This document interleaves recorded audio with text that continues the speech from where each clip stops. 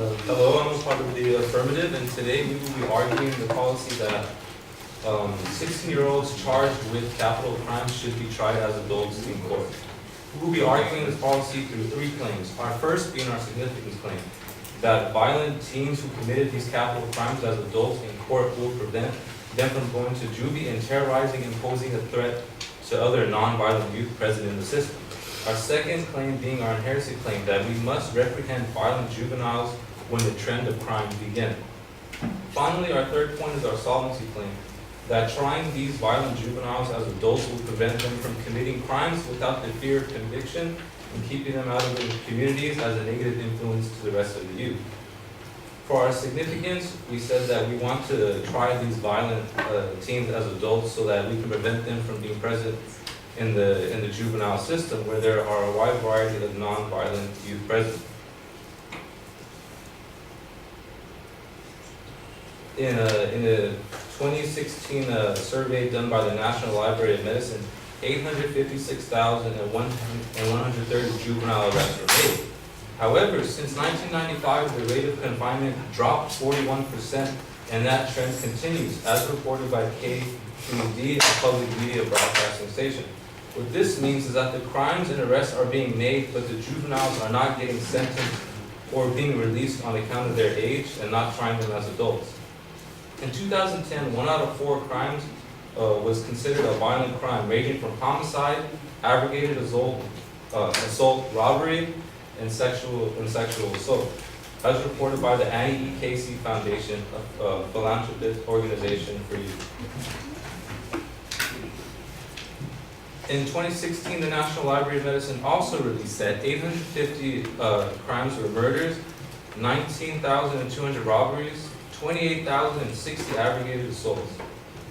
Jessica Laley, in an article for The Atlantic, said, despite the large amount of crimes committed by juveniles, they only make up 1,200 of the 1.5 million people housed and convicted in federal and state prisons.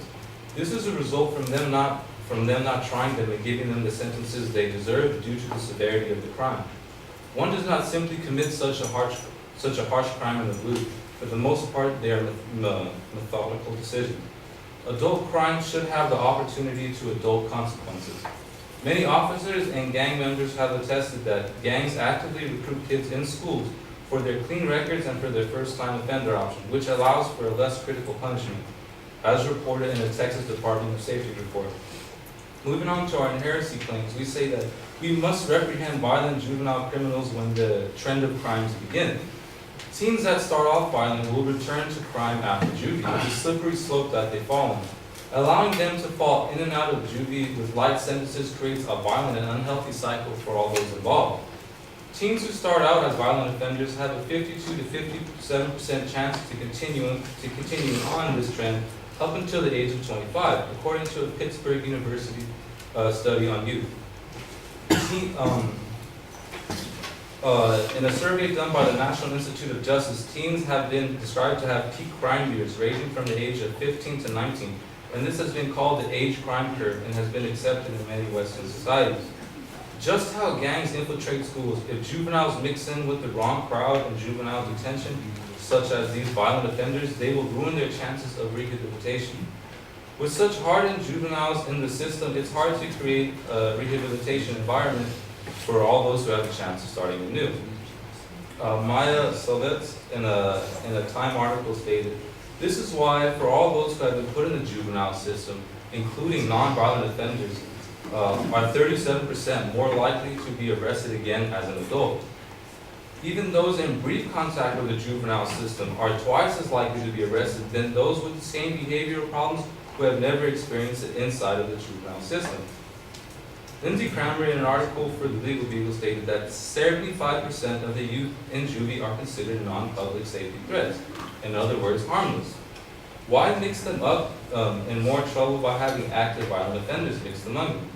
These kids still have a chance, and it's better to have violent juveniles in adult prison where they don't pose a threat, turning a would-be predator into an isolated victim.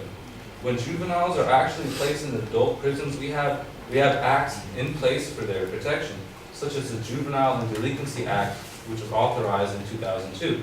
which states that juveniles transferred into adult facilities must be separate and sound away from older inmates. Moving on to our solvency claim, that trying violent juveniles as adults will prevent them from committing crimes without the fear of conviction and keeping them out of communities as a negative influence to the rest of the youth. They will be prevented from returning to their old communities and causing harm. This will deter other juveniles from committing major crimes.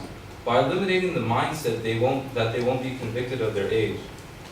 According to a cognitive neurological study by 2009 by Steinberg and Branch, our intellectual abilities can reach adult levels as soon as the age of 16. We cannot put that much faith in the juvenile systems as those individuals placed in the system will return to violence despite the added influence on rehabilitation. Having less juveniles in the juvie system is more cost efficient for taxpayers, as it costs just $70,812 a year to keep an adult inmate alive in jail, compared to a whopping $148,767 a year for a juvenile inmate. We believe that 16-year-olds charged with capital crimes should be tried as adults. At the end of the day, these adult crimes should be paid in adult consequences. A murderer is a murderer, a robber is a robber. Age does not simply wipe this away. Out of respect to the victims and their families, they must be tried just as anyone else would. Teens in our society have shown the abilities to do unimaginably good things and even unspeakable horrors. Why congratulate them on this aspect in some cases, but use it as a deterrent against conviction in others? It's a double standard that simply cannot be accepted. We must put criminals where criminals belong.